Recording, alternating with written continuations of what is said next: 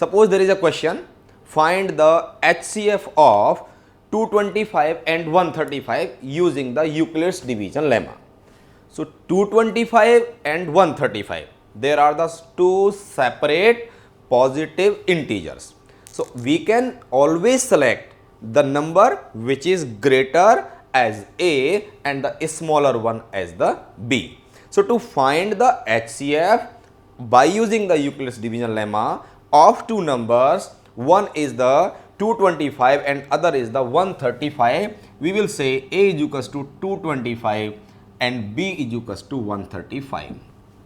So if we will apply this rule here, what is going to be? A is clearly 225, B is coming out to be 135, and now we can write by division algorithm or Euclid's division lemma, A is equals to B into Q plus R.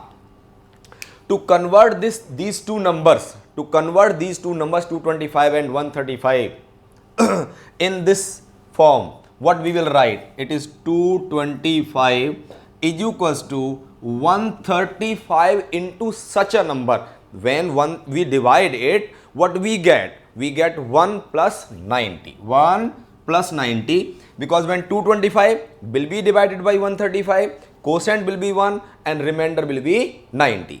Now for the next step, this 135 will become A and this 90 will become B. So we can write 135 is equals to 90 into 1 plus what? 45. Now till now the remainder is not 0. In first step it was 90, in second step it is 45.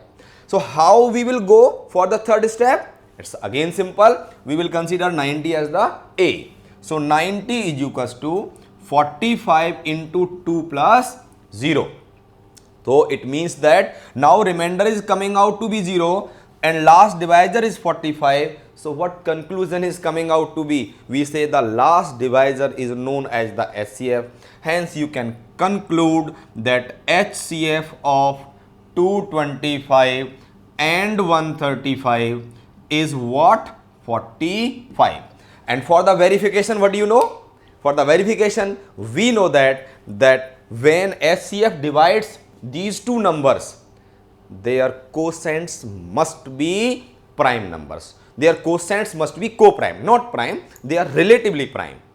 If anything is common in their quotients, it means that that number is not your HCF.